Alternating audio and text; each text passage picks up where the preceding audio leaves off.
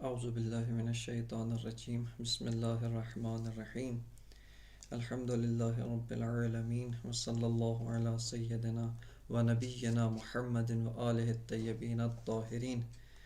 بدایت الحکمہ کی مرحلہ رابع یعنی مواد ثلاث کے اندر ہماری بحث جاری تھی، جس کی فصل سوم میں علامہ طباطبائی رحمۃ اللہ علیہ واجب الوجود بالذات کا ایک حکم ذکر فرماتے ہیں۔ اس فصل کے اندر علامہ طباطبائی رحمۃ اللہ علیہ واجب الوجود بالذات واجب الوجود بالذات ماہیتہ انیتہ اس کو بیان فرماتے ہیں کہ درس قبلی کے اندر مفردات و مبادئ تصوری فصل کو تفصیل کے ساتھ بیان کیا جا چکا ہے۔ اس فصل کے اندر آپ کی خدمت میں عرض کیا کہ جہاں پر ماہیت کو واجب الوجود کے لیے اس بات کیا جاتا ہے کہ واجب الوجود ماہیت رکھتا ہے، جیسے خود عنوان فصل ہے کہ عنوان فصل میں علامہ فرماتے ہیں کہ واجب الوجود کی ماہیت وہی اس کی انیت ہے۔ یہاں پر ماہیت سے مراد ماہیت بمعنی العام ہے، یعنی ما بہ الشیء ہوا ہو، جس چیز کے ذریعے سے ایک شے شیئیت پاتی ہے، یعنی اس شے کا خود شیئیت ہونا، اس شے کا ایک ذات ہونا، اس کو ماہیت کہا جاتا ہے۔ اور یہ ماہیت بمعنی العام ہے کہ جو وجود، عدم اور ماہیات بمعنی الاخص تینوں کو شامل ہے، یعنی معقولات ثانیہ فلسفی، تمام کے تمام معقولات ثانیہ فلسفی و ماہیات بمعنی الاخص انسان و بقر و غنم، ان سب کو یہ معنی ماہیات بمعنی العام شامل ہے۔ جہاں پر واجب الوجود سے ماہیت کی نفی کی جا رہی ہے کہ واجب الوجود کی ماہیت نہیں ہے، وہاں پر ماہیت سے مراد ماہیت بمعنی الاخص ہے، یعنی یہی حد الوجود، یہی ایک ذات کہ جو متساویت النسبت الی الوجود والعدم ہے، یہ ماہیت بمعنی الاخص واجب الوجود کے لیے ثابت نہیں ہے۔ بس یہاں پر مفردات میں ماہیت سے مراد دو معنی ہیں کہ جہاں پر واجب الوجود کے لیے ماہیت کو اس بات کیا جا رہا ہے، وہاں پر مراد ماہیت بمعنی العام ہے، یعنی ما بہ الشیء ہوا ہو، اور جہاں پر ماہیت کو واجب الوجود سے نفی کی جا رہی ہے، وہاں پر ماہیت بمعنی الاخص مراد ہے۔ انیت کا معنی بھی آپ کی خدمت میں عرض کیا کہ انیت سے مراد یعنی وجود ہے، وہی وجود اصیل حقیقی ہے، متحقق بالذات کہ جو خارج میں اپنی ذات کی وجہ سے متحقق ہے، وہ مراد ہے۔ اور اس فصل کے اندر علامہ یہ بیان فرمانا چاہتے ہیں کہ واجب الوجود وہی وجود صرف ہے، واجب الوجود وہی وجود محض ہے، وہی وجود اصیل ہے جو کسی اور شیء دیگر کے ساتھ مخلوط نہیں ہے، حتیٰ ماہیت کے ساتھ بھی مخلوط نہیں ہے۔ واجب الوجود سے ماہیت کی نفی کرنا، یعنی ماہیت بمعنی الاخص کی نفی کرنا، یہ حکمائے قبلی و حکمائے سابقین کی مباحث میں موجود ہے، اور یہ بحث بہت ہی سابقہ دار بحث ہے، یعنی اس طرح سے نہیں ہے کہ یہ بحث صدر المتعلقین نے پہلی دفعہ ذکر کی ہو، یا مثال کے طور پہ کسی اور حکیم خاص، مثال کے طور پہ علامہ طباطبائی نے ابتکارانہ طور پہ اس بحث کو ذکر کیا ہے، بلکہ یہ بحث حکمائے مشہ، حتیٰ جس طرح سے کہ جناب حاجی سبزواری نے شرح منظومہ کے اندر ذکر کیا ہے، اس بحث کا تعلق حتیٰ معلم ثانی جناب فارابی، یا بلکہ کہا جا سکتا ہے ممکن ہے کوئی تتبع کرے و تحقیق کرے، ان سے پہلے بھی یہ بحث کتابوں کے اندر و آثار فلاسفہ و حکمہ کے اندر موجود ملے گی۔ لہٰذا یہ ایک بحث بہت ہی سابقہ دار بحث ہے، اور اس کو حکمہ نے تفصیل کے ساتھ و ادلہ کے ساتھ اس مطلب کو اس بات کیا اور اس مطلب کو بیان کیا ہے۔ یہاں پر اس فصل کے اندر جو حکم بیان کرنا مقصود ہے کہ واجب الوجود ماہیتہ انیتہ، اگر ہم اس حکم کو تھوڑا ذرا سا غور کریں، کیوں یہ حکم بیان کیا جا رہا ہے؟ جب ہم اشیاء کے بارے میں گفتگو کرتے ہیں، یعنی حکماء اسلامی و فلاسفہ اشیاء کے بارے میں و موجودات کے بارے میں گفتگو کرتے ہیں، ہر ایک موجود کی ذات کے بارے میں گفتگو کرتے ہیں۔ مثال کے طور پہ انسان کی ایک ذات ہے، جو ذات انسان وہی ماہیت انسان مغایر با وجود انسان ہے، اور وجود کے ذریعے سے یہ ذات موجود ہوتی ہے، اگر علت اس کو ایجاد نہ کرے، وجود نہ ملے، یہ معدوم ہے، اصلا موجود نہیں ہوگی۔ اسی طرح اور دیگر اشیاء کے بارے میں ہم ان کی ذوات کے بارے میں بات کرتے ہیں.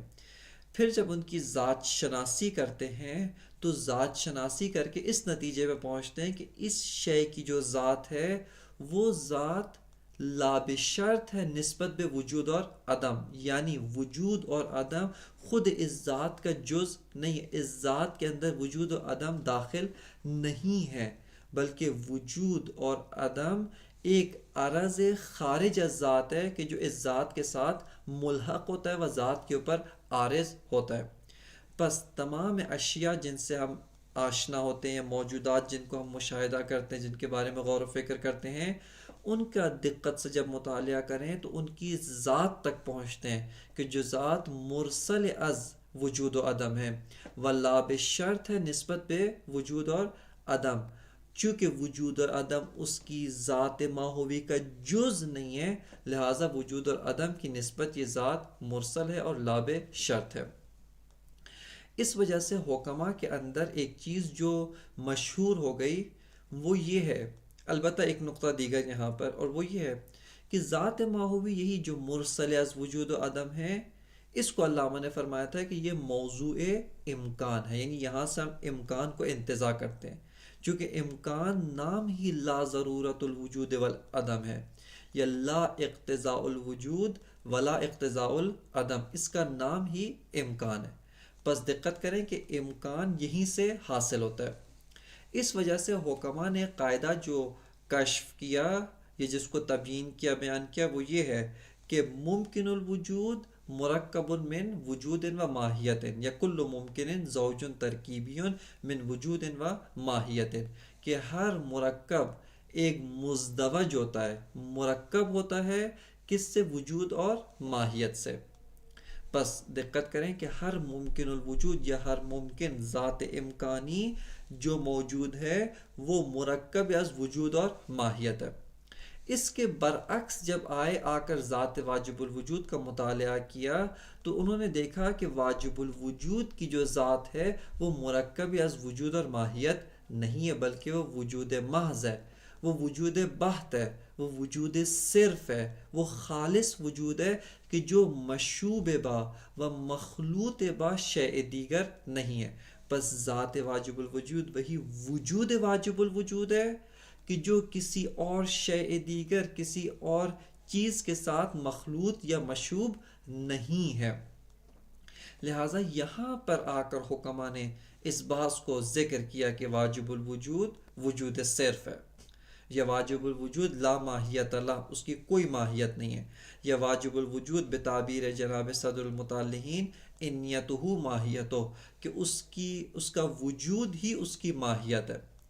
یا جیسے جناب حاجی سبزواری کی تعبیر ہے کہ واجب الوجود وجود صرف، کہ وجود محض ہے اور وجود صرف ہے، یا انیت صرفہ ہے.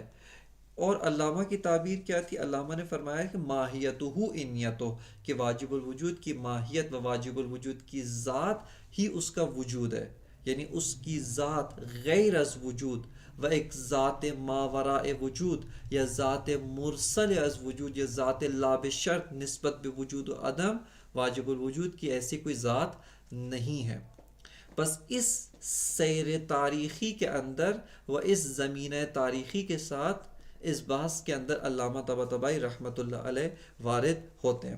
لہٰذا پس آپ نے مشاہدہ کیا کہ یہاں پر مدعا جو علامہ کا ہے وہ کیا ہے کہ واجب الوجود ایک ایسی ذات کہ جو مرکب از وجود و ماہیت ہو، ایسی ذات نہیں ہے، بلکہ واجب الوجود وہی وجود محض ہے، وہی وجود صرف ہے، انیت صرفہ ہے، اور اس کی ماہیت وہی اس کا وجود ہے، نہ کہ اس میں ایک ماہیت مغایر با وجود اور ایک وجود مغایر با ماہیت ہو، اور یہ ذات واجب الوجود دو چیزوں سے یعنی وجود و ماہیت سے مرکب ہو. اس طرح کی ذات یا اس طرح کا وجود ذات واجب الوجود نہیں ہے. برعکس ممکنات کہ تمام کے تمام ممکنات مرکب ہیں، زوج ترکیبی ہیں، من وجود و ماہیت. بس ہر ممکن الوجود وہ مرکب از وجود اور ماہیت ہے، کہ وہی ماہیت اس کی ذات ہے، وہی ماہیت اس کی ذات ماہوی ہے اور وجود اس ماہیت کے اوپر عارض ہے.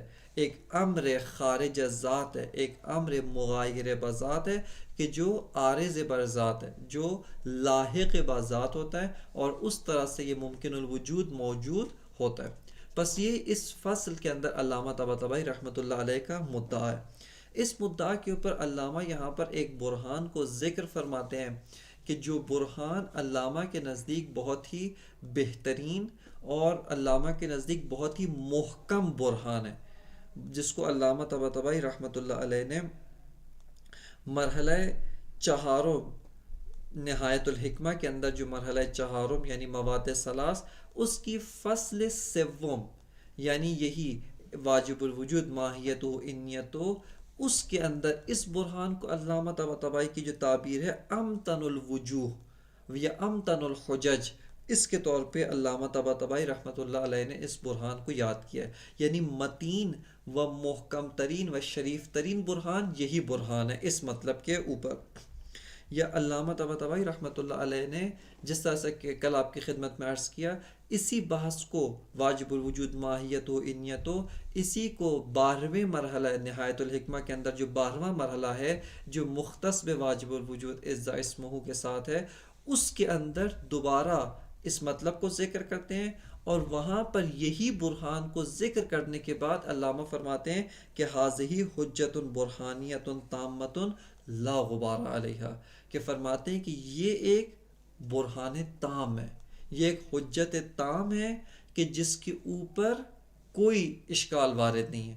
یعنی لگتا ہے کہ علامہ ان اشکالات کی طرف ناظر ہے کہ جو دوسروں نے اس برہان کے اوپر وارد کیے ہیں، اور علامہ یہ فرمانا چاہتے ہیں کہ یہ برہان تام ہے اور اس کے اوپر کسی جہت سے کوئی اشکال وارد یا کوئی اشکال اس کے اوپر نہیں آتا ہے. بس علامہ کے نزدیک یہ برہان بہت ہی محکم برہان ہے اور بہت ہی متین و شریف برہان ہے، جس کو علامہ یہاں پر ذکر فرما رہے ہیں. لیکن آپ کی خدمت میں نقطہ عرض کرنا ضروری ہے کہ یہ برہان حکمائے مشہ کی جانب سے پیش کیا گیا ہے، جبکہ جناب صدر المتعلقین مبنی یہ اصالت الوجود کی اساس پر اس برہان کو قبول نہیں کرتے ہیں. یعنی جناب صدر المتعلقین مبنی یہ اصالت الوجود کے اساس پر اس برہان کو قبول نہیں کرتے، اور واجب الوجود سے ماہیت کی نفی کرنے کے لیے، واجب الوجود سے ایک ذات ماہوی بمعنی الاخص کی نفی کرنے کے لیے ایک برہان دیگر و حجت دیگر پیش کرتے ہیں. لیکن اس برہان کے اوپر جناب صدر المتعلقین اشکال کرتے ہیں کہ ظاہراً ان کا اشکال وارد ہے. خب علامہ طباطبائی کا برہان کیا ہے؟ علامہ فرماتے ہیں کہ اگر آپ ایک ذات واجب الوجود کو فرض کریں، برہان خلف سے علامہ استفادہ کر رہے ہیں کہ یعنی اس میں جو خلاف فرض ہے، خلاف فرض سے کیا مراد ہے؟ یعنی علامہ جس مطلب کو ثابت کرنا چاہتے ہیں کہ واجب الوجود کی ماہیت نہیں ہے، اس کی نقیض کو بطور مقدم لاتے ہیں اور اس کے لوازمات کی جو سارے لوازمات کو ابطال کریں گے ان کو ذکر کریں گے. اور چونکہ لازم باطل ہے، سارے کے سارے تالی فاسد ہیں، پس مقدم کہ جو نقیض مدعا ہے وہ بھی باطل ہے. جب نقیض مدعا باطل ہے، پس اصل مدعا یعنی واجب الوجود کی ماہیت نہیں ہے، واجب الوجود ماہیت بمعنی خاص نہیں رکھتا، وہ مدعا ہمارا اثبات ہو جاتا ہے. علامہ فرماتے ہیں کہ اگر ایک واجب الوجود ہو کہ جو ایک ماہیت رکھتا ہے، کہ یہاں پر ماہیت رکھنے سے مراد ماہیت بمعنی خاص، یعنی اس کی ایک وجود ہے اور ساتھ ایک ماہیت ہے، ماہیت بمعنی اخص یعنی اس کی ایک ذات ماہوی ہے جو متساویت النسبت الی الوجود والعدم ہے. بس علامہ فرماتے ہیں کہ ہم یہاں پہ کہتے ہیں کہ اگر ایک ذات واجب الوجود ہے کہ جو ایک ماہیت رکھتا ہے، علامہ فرماتے ہیں کہ وجود عارض بر ماہیت ہے، یا بلکہ یوں کہیں وجود زائد بر ماہیت ہے. اس کو ہم پہلے برہان کے ساتھ اس بات کر چکے ہیں. چونکہ وجود اس ذات ماہوی کا نہ جزء داخلی ہے، نہ عین ذات ہے، نہ ہی لازم ذات ہے، بلکہ یہ ایک امر خارج از ذات ہے، امر زائد بر ذات ہے، امر مغایر با ذات ہے.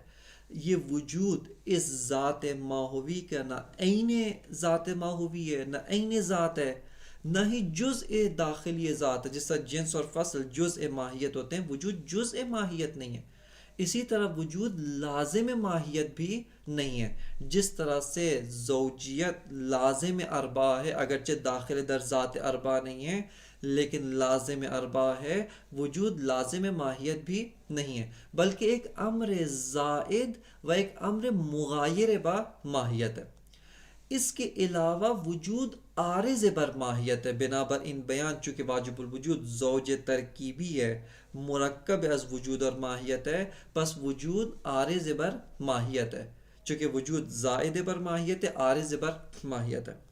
علامہ فرماتے ہیں کہ ہر ایک قاعدہ ہے ہمارے پاس، کل عرضی معلل، یعنی ہر عرضی جس کا منشا خود ذات نہ ہو، چونکہ عرضی بمعنی عرضی لازم کو یہ قاعدہ شامل نہیں ہے بلکہ عرض مفارق کو یہ قاعدہ شامل ہے۔ ایک ہے جو اصلا عرضی نہیں ہے، ذاتی ہے، جیسے خود ذات یا اجزاء ذات، مانند جنس اور فصل کے خود ذاتیات ہیں، ذاتیات باب عیسیٰ غوجی فرماتے ہیں کہ یہ قاعدہ سالبہ میں انتفاع موضوع ہے، ان کو یہ قاعدہ شامل نہیں ہے۔ اس کے علاوہ ذاتی باب عیسیٰ غوجی میں تو یہ مطلب نہیں ہے، عرضی شمار ہوتا ہے، لیکن عرضی لازم ہے جو قابل انفکاک کے ذات نہیں ہے، اگرچہ خارج میں یہ دونوں کبھی بھی جدا نہ ہوں۔ ملا کے عرضی لازم یا عرض لازم یہ نہیں ہے کہ خارج میں آئے جدا ہو سکتے ہیں، نہیں ہو سکتے، یہ ملاک نہیں ہے، بلکہ ملاک یہ ہے کہ آیا عقل امکان انفکاک ان دو کے درمیان دیتی ہے یا امکان انفکاک موجود نہیں ہے۔ بس آیا عقل جو ہے ان دو اشیاء کے درمیان امکان انفکاک دیتی ہے یا نہیں دیتی، کہ اگر عقل ان دو اشیاء کے درمیان امکان انفکاک دیتی ہے ولو ان کے کہ خارج میں یہ دو اشیاء کبھی بھی ایک دوسرے سے جدا نہ ہو، ہم ان کو عرض مفارق کہیں گے، چونکہ عرض مفارق کا ملاک یہ کہ عقل ان دو اشیاء کے درمیان امکان و جواز انفکاک کے قائل ہے، جبکہ عرض لازم میں عقل کسی بھی جہت سے ان دو اشیاء کے درمیان جواز و امکان انفکاک کو جائز و ممکن نہیں سمجھتی، بلکہ عقل استحالہ انفکاک کا حکم کرتی ہے۔ یہ قاعدہ کل عرضی معلل یہ عرضی باب برہان میں جاری ہے، کہ جو باب عیسیٰ غوجی کے مطابق عرض مفارقات ہوتے ہیں، عرض لازم کو یہ قاعدہ شامل نہیں ہے۔ علامہ فرماتے ہیں وجود ماہیت کی نسبت عرض مفارق ہے، یا بتعبیر دیگر عرضی باب برہان ہے، ذاتیات باب برہان میں شامل نہیں ہے۔ علامہ فرماتے ہیں کل عرضی معلل، پس یہ وجود کا ماہیت کے اوپر عارض ہونا اس کی علت ہونی چاہیے۔ ہر عرضی کی ایک علت ہوتی ہے، ہر عرضی کی ایک علت غیر از خود معروض، یہ علت ہونی چاہیے۔ علامہ فرماتے ہیں کہ ہم نقل کلام کرتے ہیں علت کے بارے میں، ہم سوال پوچھتے ہیں کہ یہ جو وجود عارض بر ذات ماہویہ اس کی علت کیا ہے؟ خوب علامہ بنابر حصر جو ہے فرماتے ہیں کہ اس کی علت ان چند امور میں سے حتماً کوئی ایک ہونی چاہیے، یعنی ایسا نہیں ہو سکتا کہ اس کی جو علت ہے ان چند امور سے خالی ہو، یعنی نہ الف علت ہو، نہ با علت ہو، نہ جیم علت ہو۔ یہ جو چند امور جو ہم یہاں پر ذکر کریں گے ان سب سے کیا ہے علت اس کی خالی ہو، ایسا نہیں ہو سکتا۔ سب سے پہلے فرماتے ہیں کہ علت وجود، یا یوں کہا جائے علت عروض وجود بر ماہیت، علامہ فرماتے ہیں کہ یا تو خود ماہیت ہے یا غیر از ماہیت ہے۔ بس علامہ فرماتے ہیں کہ علت عروض وجود بر ماہیت یا خود یہی ماہیت ہے جس کے اوپر وجود عارض ہو رہا ہے، یا اس ماہیت و اس ذات ماہوی کے علاوہ ایک ذات دیگر، ایک شیء دیگر علت عروض وجود بر ماہیت ہے۔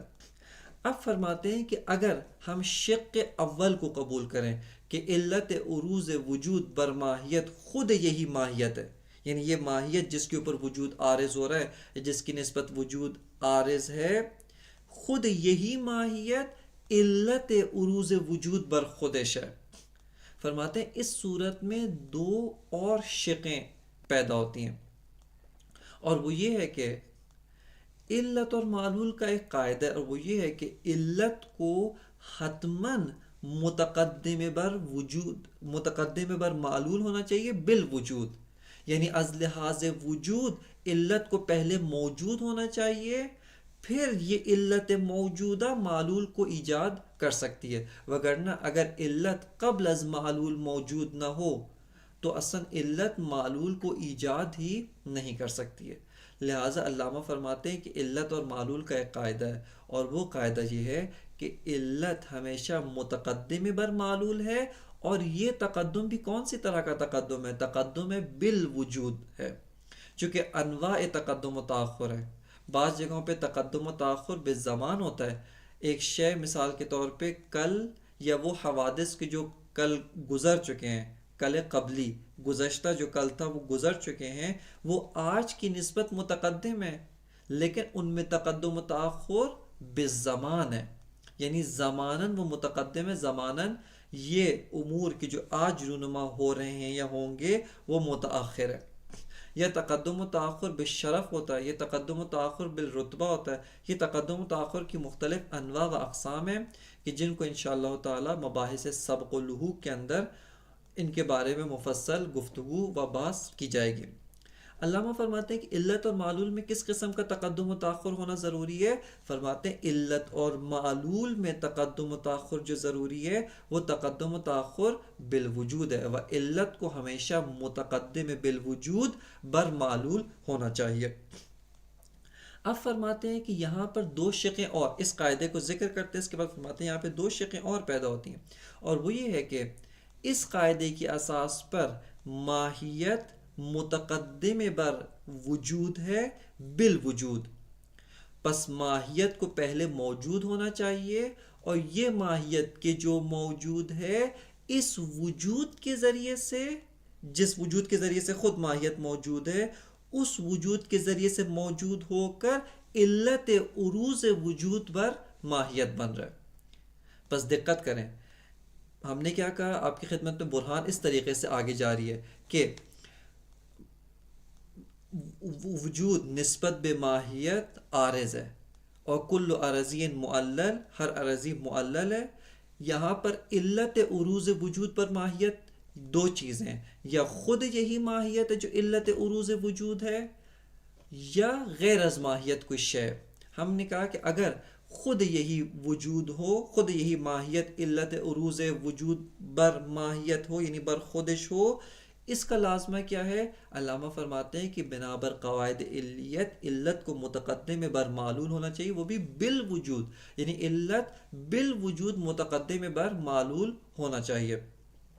فرماتے ہیں کہ اس قاعدے کے اساس پر یہاں پر دو شقیں اور بنتی ہیں۔ ماہیت کو اس وجود، جو وجود اس ماہیت پہ عارض ہو رہا ہے، ماہیت کو اس وجود کی نسبت متقدم ہونا چاہیے۔ کیوں؟ چونکہ یہ وجود کے جو اس ماہیت پہ عارض ہو رہا ہے یہ تو معلول ہے، اور ماہیت اس کی علت ہے، پس ماہیت کو اس معلول کی نسبت متقدم ہونا چاہیے، اور یہ تقدم بھی کس نوعیت کا تقدم ہو؟ تقدم وجودی ہونا چاہیے۔ اب علامہ فرماتے ہیں کہ یہ وجود جس کے ذریعے سے ماہیت موجود ہوئی ہے، اور یہ وجود کہ جو معلول ماہیت ہے، اور ماہیت موجود ہونے کے بعد اس وجود کو اپنے اوپر عارض کرتی ہے، علامہ فرماتے ہیں کہ یہ دونوں ایک ہی وجود ہیں، یعنی یہ ایک ہی وجود ہیں، یعنی وہ وجود جس کے ذریعے سے ماہیت خود موجود ہوئی ہے، اور وہ وجود جس کو ماہیت نے اپنے اوپر عارض کیا ہے، یہ دونوں ایک ہی وجود ہیں۔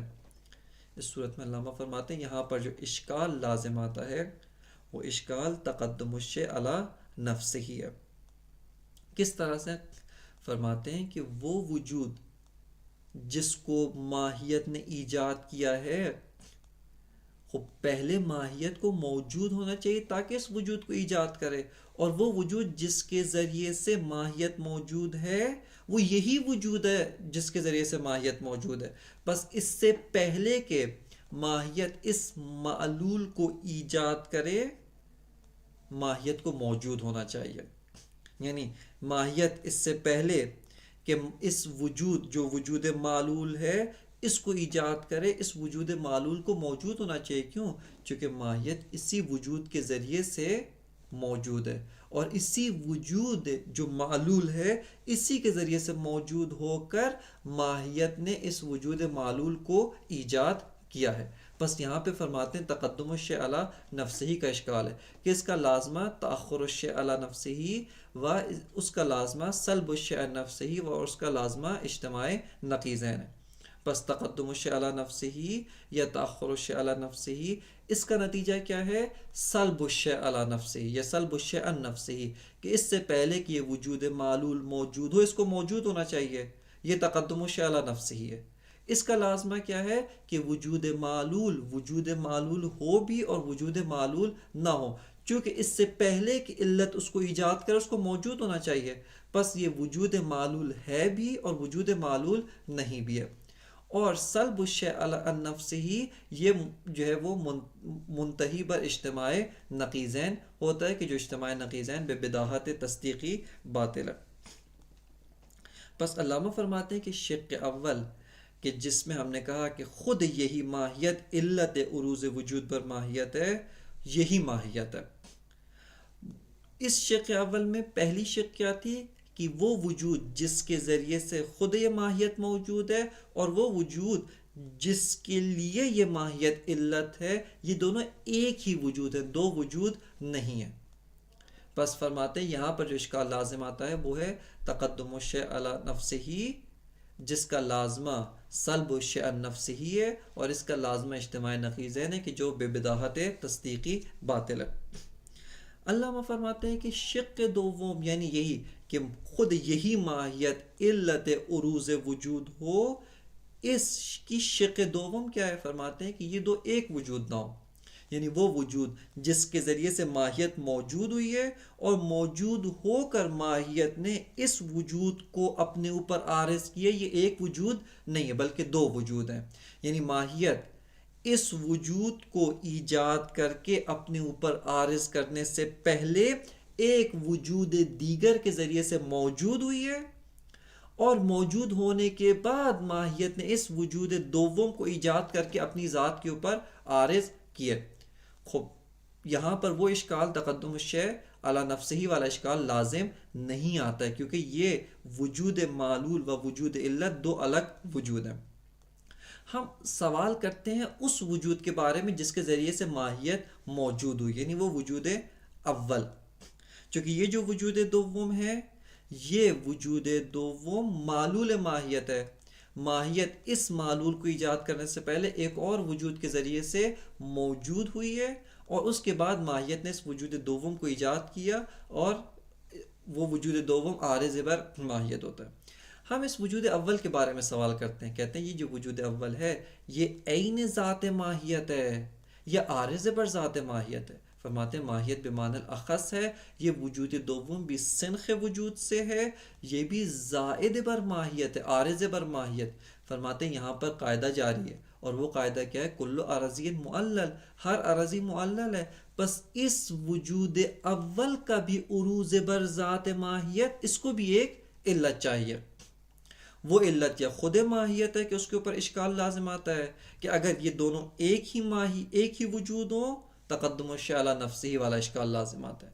یا نا اس وجود یعنی یہ جو وجود اول ہے، یہ جو عارض بر ماہیت ہوا ہے، اس کی علت بھی خود ماہیت ہے، اور یہ ماہیت متقدم بر وجود ہے بالوجود، یعنی ایک وجود دیگر کے ذریعے سے ماہیت موجود ہوئی ہے، اور پھر ماہیت نے اس وجود اول کو ایجاد کیا اور ایجاد کر کے اس کو اپنے اوپر عارض کیا. ہم اس وجود پہلے والے وجود کے بارے میں سوال کریں گے کہ آیا وہ وجود عین ذات ماہیت ہے یا عرضی ہے، عارض بر ذات ماہیت ہے؟ وہ بھی عارض بر ذات ماہیت ہے، اور اس سے پہلے کہ ماہیت اس وجود کو ایجاد کر کے اپنے اوپر عارض کرے ایک وجود دیگر کی ضرورت ہے. اور اسی طرح اشکال لازم آتا ہے، اور وہ اشکال تسلسل ہے. بس یہاں پر اس شق کے اوپر جو اشکال لازم آتا ہے وہ اشکال تسلسل ہے، کہ یہاں پر اگر وہ وجود جس کے ذریعے سے ماہیت موجود ہو کر اس وجود دوم کو ایجاد کر یہ دو الگ وجود ہوں، یہاں پر تسلسل ہے اور کبھی بھی ایسی شے موجود نہیں ہوگی، لہٰذا یہ شق بھی کلی طور پہ باطل ہے۔ بس دقت کریں یہاں پر، اگر اس وجود کی یعنی اس عروض وجود بر ماہیت کی علت خود ماہیت ہو، یہاں پر دو شقیں بنتی ہیں کہ ہر دو شق کے اوپر الگ الگ اشکال لازم آتا ہے، جن کو آپ کی خدمت میں عرض کیا۔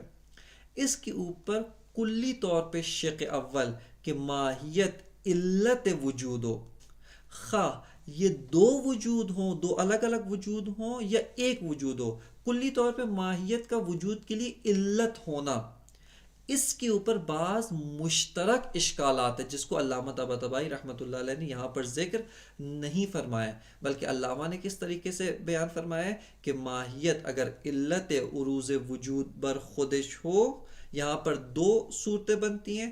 پہلی صورت میں وہ وجود جس کے ذریعے سے خود ماہیت موجود ہے اور جس کو ماہیت ایجاد کرنا ہے ایک ہی وجود ہے، علامہ فرماتے ہیں یہاں پر تقدم الشیء علی نفسہ ہی ہے، یا اس کی صورت دوم کیا ہے کہ یہ ایک وجود نہیں ہے بلکہ یہ دو وجود ہیں۔ اگر یہ دو وجود ہیں یہاں پر اشکال تسلسل لازم آتا ہے، لیکن اگر ہم کلی طور پہ دیکھیں، کلی طور پہ ماہیت کا علت عروض وجود بر خودش ہونا، اس کے اوپر بعض اشکالات مشترک ہیں جو دونوں صورتوں کے اوپر و دونوں شقوں کے اوپر قابل جریان ہیں اور دونوں شقوں کے اوپر وارد ہوتے ہیں۔ وہ کون سے اشکالات ہیں؟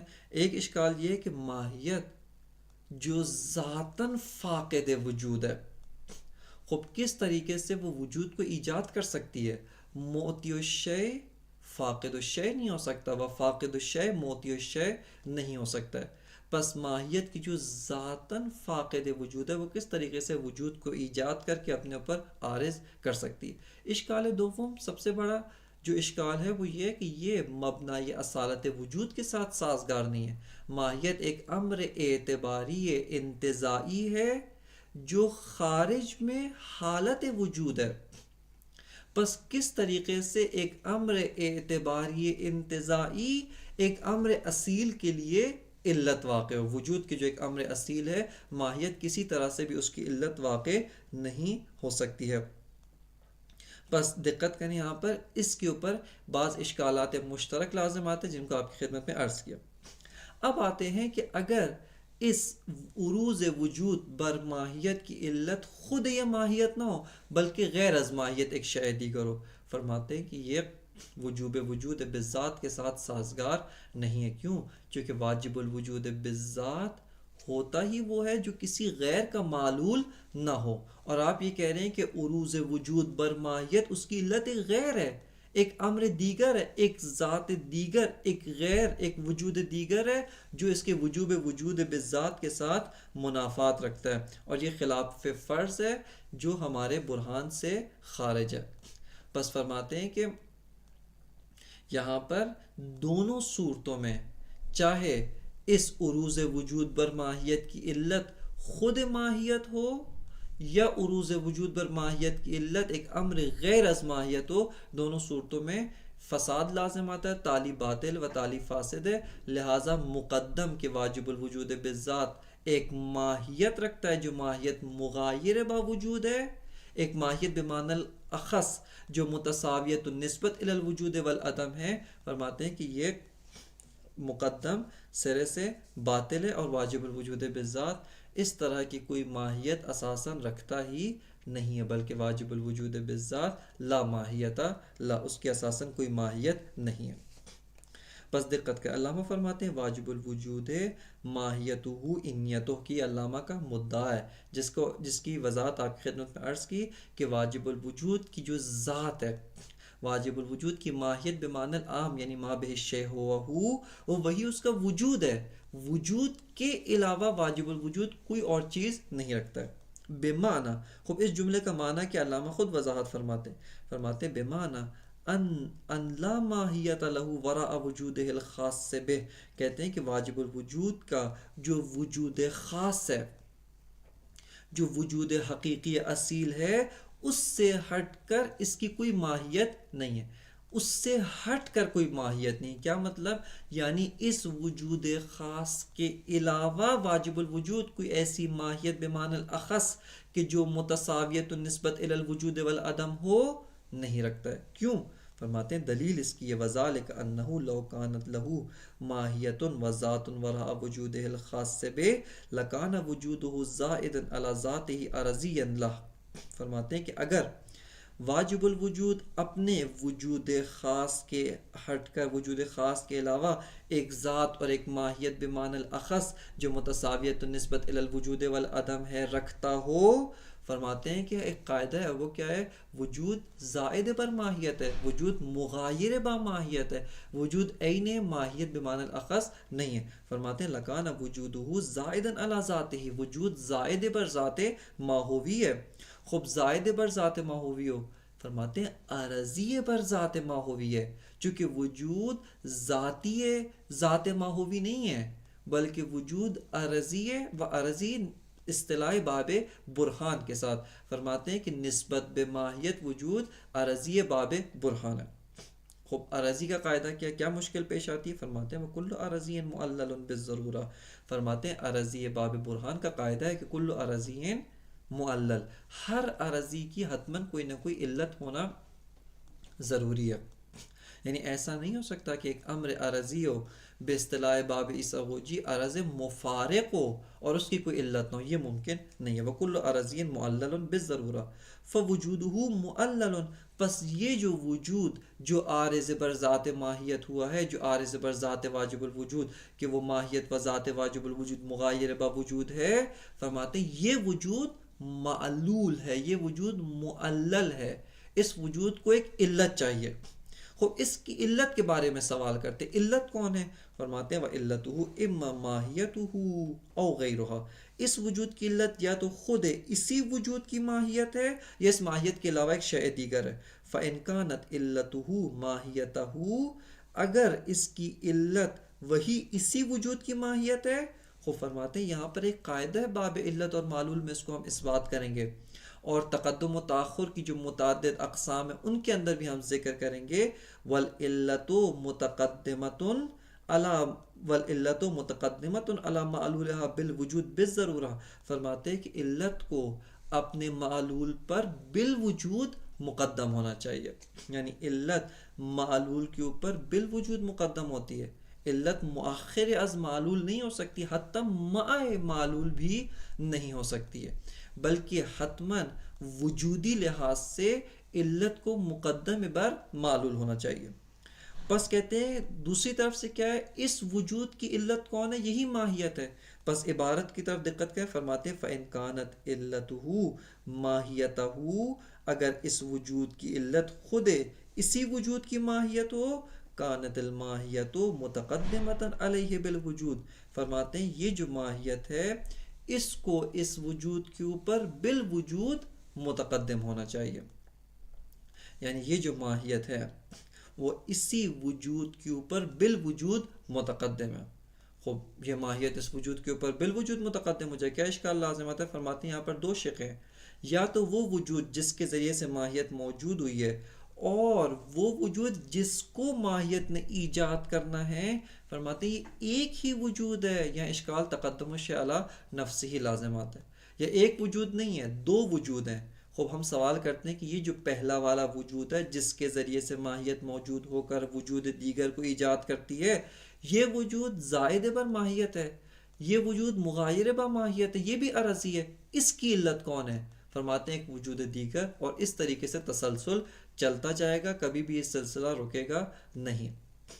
بس فرماتے ہیں کہ وَتَقَدُّمُهَا عَلَيْهِ، اس ماہیت کا تقدم بر ان وجود یعنی اس وجود کے اوپر جس کو ماہیت نے ایجاد کرنا ہے، اس وجود پر ماہیت کا تقدم اما بہذا الوجود، خود اسی وجود کے ذریعے سے جس کو ماہیت نے ایجاد کرنا ہے، اسی وجود کے ذریعے سے ماہیت اس وجود کے اوپر متقدم ہے. یعنی وہ معلول، وہ وجود کی جو اس ماہیت کا معلول ہے جس کو ماہیت نے ایجاد کرنا ہے، اسی معلول کے ذریعے سے ماہیت موجود ہو کر اس کو ایجاد کرتی ہے.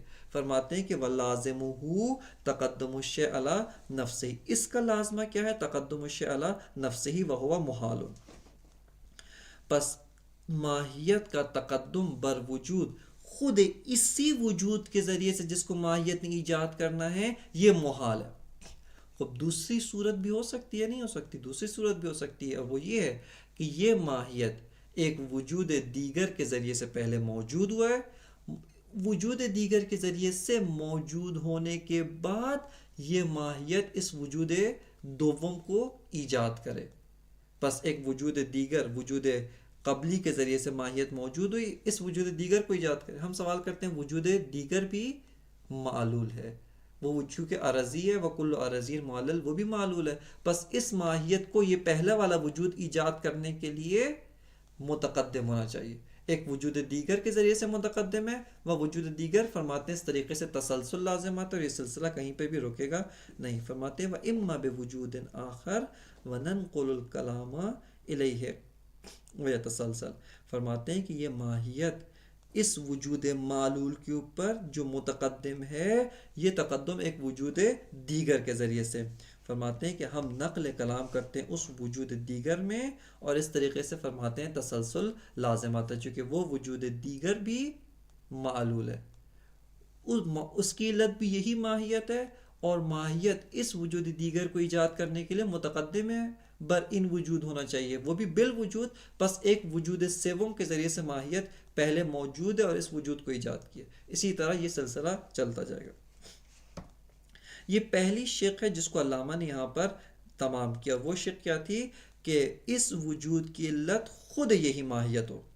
شق دوم کیا ہے؟ وَإِن كَانَتْ عِلَّتُهُ غَيْرَ مَاهِيَتِهِ، اگر اس وجود کی علت اس ماہیت کے علاوہ ایک شیء دیگر ہو، اس ماہیت کا غیر ہو، اس ماہیت کے علاوہ ایک شیء دیگر اس وجود کی علت ہو. فرماتے ہیں فَيَكُونُ مَعْلُولًا لِغَيْرِهِ، اس صورت میں یہ جو وجود ہے، جو واجب الوجود ہے، وہ معلول غیر ہو جائے گا. اور فرماتے ہیں وَذَلِكَ يُنَافِي وُجُوبَ الْوُجُودِ بِالذَّاتِ، اور فرماتے ہیں کہ یہی کہ واجب الوجود کا ایک غیر کا معلول ہونا، یا ایک غیر کا اس واجب الوجود کی نسبت علت ہونا، یہ وجوب وجود بالذات کے ساتھ منافات رکھتا ہے، اس کے ساتھ سازگار نہیں ہے. پس اس بیان کے ساتھ علامہ طباطبائی رحمۃ اللہ علیہ اس مطلب کو ذکر کرتے ہیں کہ واجب الوجود بالذات وہ ماہیتہ انیتہ نہیں ہو سکتا ہے. یعنی واجب الوجود بالذات ماہیتہ انیتہ ہے، یعنی صرف اور صرف ماہیت بمعنی العام رکھتا ہے، وگرنہ ماہیت بمعنی خاص، کہ جو ماہیت مغایر با وجود ہو، ایسی ماہیت نہیں رکھتا ہے. یہاں پر ایک اشکال جو ممکن ہے کوئی کرے، وہ یہ ہے کہ یہ برہان فقط اور فقط اس مطلب کو ابطال کرتا ہے کہ وجود عارض بر ماہیت نہیں ہو سکتا. کیوں؟ چونکہ کلو عرضی معلل. لیکن اس مطلب کو ابطال نہیں کرتا کہ ذات واجب الوجود خود ماہیت ہو. یعنی ذات، یہ مطلب، یہ برہان کس مطلب کو اس بات کرتا ہے اور کس کو ابطال کرتا ہے؟ یہ اس کو اس بات کرتا ہے کہ واجب الوجود مرکب نہیں ہے. واجب الوجود وجود اور ماہیت سے مرکب نہیں ہے. ممکن ہے کوئی کہے کہ واجب الوجود اصلا مرکب نہیں ہے، فقط اور فقط ماہیت ہے، وجود نہیں ہے. یہ برہان اس کو ابطال نہیں کرتا، بلکہ مبانی دیگر اس کو ابطال کرتے ہیں. اصالت وجود اس کو ابطال کرتی ہے. کیسے ہو سکتا ہے کہ فقط اور فقط ماہیت جس کی ذات ہی متساویت نسبت الی الوجود والعدم ہے، وہ بغیر وجود کے موجود ہو جائے؟ یہ ممکن نہیں ہے. لہٰذا آپ کو دقت کرنی چاہیے کہ اس برہان کا دائرہ شمول وہ ترکب واجب الوجود از وجود اور ماہیت ہے، اور یہ برہان فقط اور فقط مرکب واجب الوجود کے وجود اور ماہیت سے مرکب ہونے کو ابطال کرتا ہے. لیکن ادلہ دیگر و مطالب دیگر و مبانی دیگر جیسے اصالت وجود ہے، وہ واجب الوجود کے ماہیت محض ہونے کو ابطال کرتے ہیں. بس نتیجہ ہمارے سامنے کیا آتا ہے کہ واجب الوجود وجود محض ہے، واجب الوجود وجود صرف ہے، صرف الوجود ہے، جس کے ساتھ کوئی بھی شے مخلوط نہیں ہے. ماہیت کہ جو نقائص ہیں، جو حد وجود ہے، سقف وجود ہے، یا ماہیت کی جو ذات ہے متساویت النسبت الی الوجود والعدم ہونا، یہ ذات ماہیت بھی واجب الوجود کے ساتھ مخلوط و مشوب نہیں ہے۔ واجب الوجود اس سے بھی مافوق ہے، اس سے بھی ماورا ہے، بلکہ واجب الوجود وجود محض ہے، صرف الوجود ہے جس کے ساتھ کوئی شے بھی مخلوط نہیں ہے۔ بس علامہ طباطبائی رحمۃ اللہ علیہ یہاں پہ برہان کو تمام کرتے ہیں، اور اس کے ذیل میں اسی برہان سے ایک فرع کو بیان کرتے ہیں، ایک مطلب ہے متفرع کو بیان کرتے ہیں، اور وہ یہ ہے، فرماتے ہیں کہ جب آپ نے واجب الوجود سے ماہیت کی تو نفی کر دی اور کہا کہ واجب الوجود وجود محض ہے، وجود صرف ہے، خود یہ جو صفت وجوب ہے، اس صفت وجوب کا موصوف کون ہے؟ یا بتعبیر دیگر یہ صفت وجوب جس کو ہم انتزاع کرتے ہیں، اس صفت وجوب کو کس سے انتزاع کرتے ہیں؟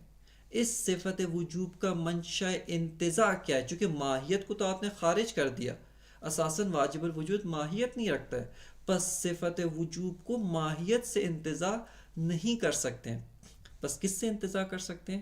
فرماتے ہیں اس صفت وجوب کا جو منشأ انتزاع ہے وہ خود وجود ہے، خود یہ جو وجود واجب الوجود ہے، اسی وجود واجب الوجود سے ہم ماہیت کو، معذرت کے ساتھ اسی وجود واجب الوجود سے ہم صفت وجوب وجود کو انتزاع کرتے ہیں۔ کس معنی میں؟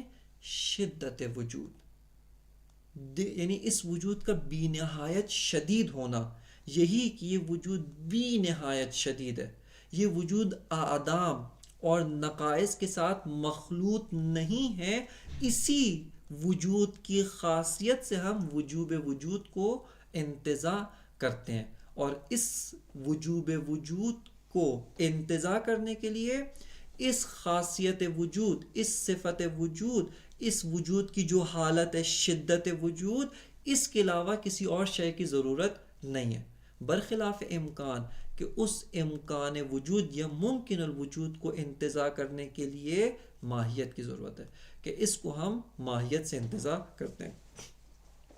بس علامہ فرماتے ہیں وَقَدْ تَبَيَّنَ بِذَلِكَ، فرماتے ہیں کہ یہ جو برہان ہم نے ذکر کیا، اسی برہان کے ذریعے سے مطلب واضح ہوتا ہے کہ ان الوجوب بذات ہی، واجب یعنی وجوب بذات، خود وجوب الوجود، وجوب وجود بذات، فرماتے ہیں وصف منتزع من حق وجود الواجب، فرماتے ہیں کہ یہ جو وصف وجوب بذات ہے یہ خود وجود واجب الوجود سے انتزاع کیا جاتا ہے، خود حق وجود، خود متن وجود سے انتزاع کرتے ہیں، نہ کہ وجود ہو، اس وجود کے لیے ایک ماہیت تو اس ماہیت سے ہم وجوب وجود کو انتزاع کر رہے ہیں، فرماتے ہیں ایسا نہیں ہے، بلکہ خود وجود، خود خاصیت وجود سے ہم اس وجوب وجود بذات کو انتزاع کرتے ہیں۔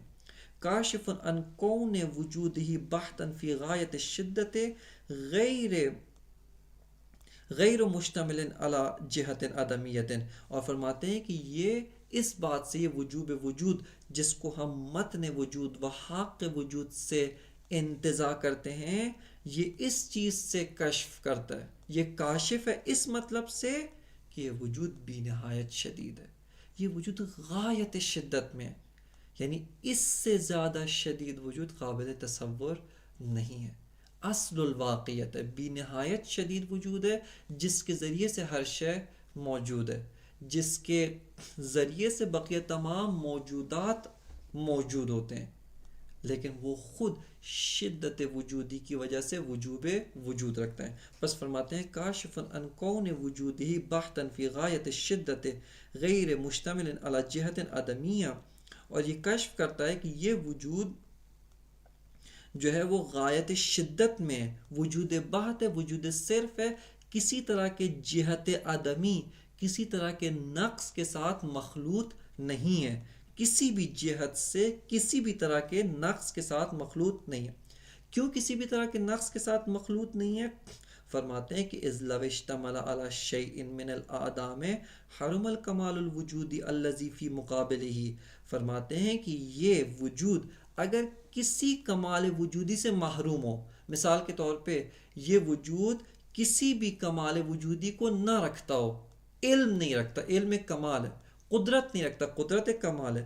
فرماتے ہیں کہ اگر یہ وجود ایک جہت سے عدم کے ساتھ مخلوط ہو، ایک جہت کے ساتھ آدام کے اوپر مشتمل ہو، فرماتے ہیں یہ کمال وجودی سے محروم ہوگا. کہ وہ کمال وجودی کہ جو نقیض عدم ہے، جو مقابل عدم ہے.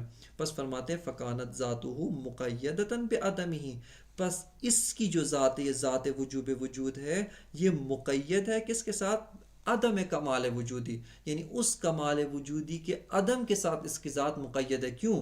چونکہ اس کمال وجودی کو تو نہیں رکھتی. پس جب اس کمال وجودی کو نہیں رکھتی ہے، اس کمال وجودی کے عدم کے ساتھ مقید ہے، اس صورت میں ایک جہت امکانی پیدا ہو جائے گی. اور چونکہ جہت امکانی پیدا ہو جائے گی، فرماتے ہیں فلم یکن واجباً بالذات صرفاً لہو کل کمال ہے، اس صورت میں یہ واجب الوجود بالذات نہیں ہے. کیوں؟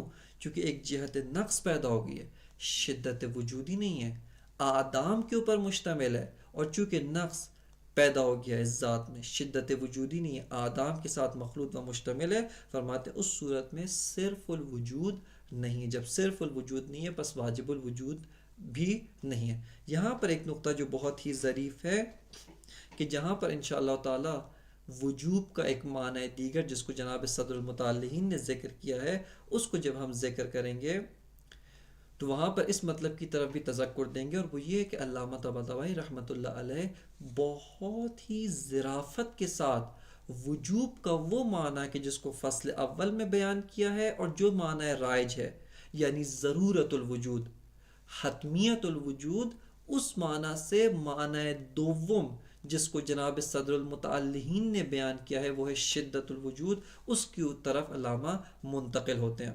یعنی معنی اول وجوب وجود کہ جو ضرورت الوجود ہے، جو حتمیت الوجود ہے، جو در مقابل لا ضرورت وجود یا متساویت النسبت الی الوجود والعدم کے مقابل اور اس کی نقیض ہے ضرورت الوجود، اس سے علامہ معنی دوم وجوب وجود کہ جو شدت وجود ہے، جو وجود بحت اور وجود محض ہے، اس کی طرف علامہ منتقل ہوتے ہیں. کہ انشاءاللہ تعالی جب اس معنی کی طرف توجہ کریں گے، اس معنی کو بیان کریں گے، وہاں پر دوبارہ اس فصل کے اس مطلب کی جانب بھی توجہ کریں گے، اور پلٹ کے یہاں پر جو علامہ نے مطلب ذکر کیا ہے اس کی طرف بھی انشاءاللہ تعالی تذکر دیں گے. اس کے علاوہ ایک مطلب دیگر کہ یہ جو علامہ نے فرع بیان کیے، متفرع بر برہان قرار دیا ہے، یہ بہت ہی اہم مطلب ہے جس سے علامہ طباطبائی فصل چہارم میں بھرپور استفادہ کریں گے. کہ فصل چہارم میں علامہ فرمائیں گے کہ اس فصل کے جو مدعا ہے اس کا برہان مبتنی بر فرع فصل سوم ہے، لہٰذا اس کے اوپر غور کرنا و اس کے اوپر دقت ضروری ہے. کہ انشاءاللہ تعالی درس بعدی کے اندر فصل رابع واجب الوجود بالذات، واجب الوجود من جمیل جہات، اس کے اندر وارد ہوں گے اور اس کی جو مطالب ہیں اس سے انشاءاللہ تعالی استفادہ کریں گے. وصلی اللہ علی سیدنا و نبینا محمد و آلہ الطیبین الطاہرین.